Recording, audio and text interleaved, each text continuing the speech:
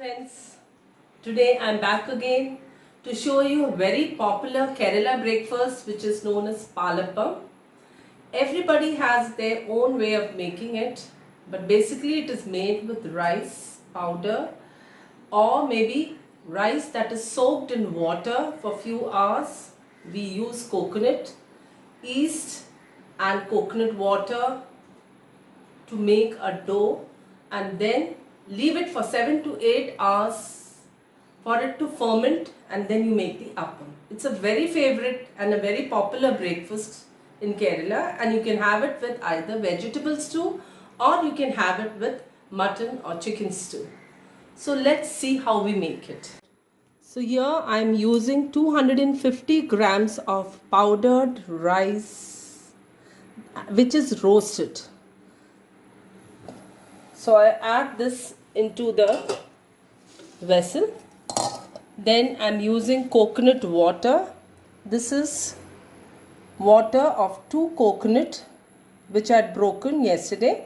I have added yeast to it, that is just 1/4 teaspoon of yeast, and then I have added 1 teaspoon of sugar, left it for few hours for it to ferment. Around 100 grams of grated coconut I am using for 250 grams of powdered rice flour. Then cooked rice, you can use cooked rice, that is around 2 tablespoons, or maybe you can use soaked poha, around a handful of it which is soaked for some time, and then you grind everything into a fine paste and leave it to ferment. I am adding cooked rice and grated coconut to make a very fine smooth paste, and I am using the coconut water to grind it into a fine paste. So let's add little by little and make it into a very fine paste.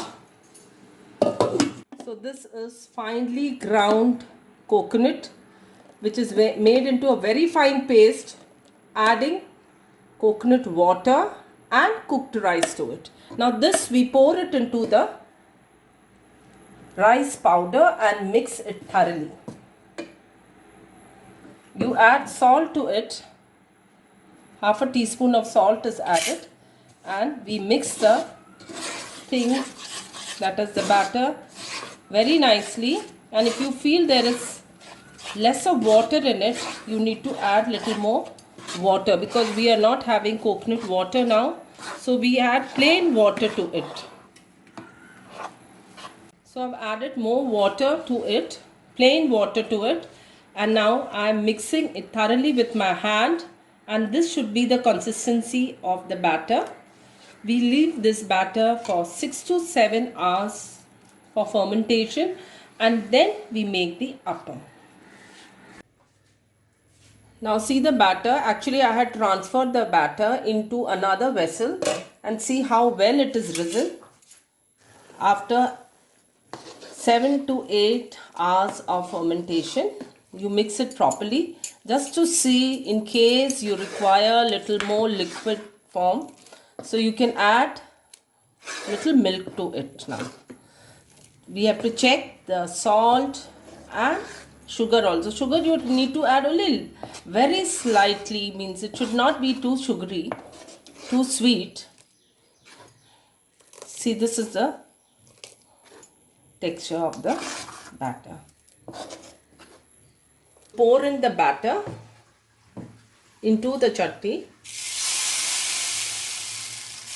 and then slightly turn it like this.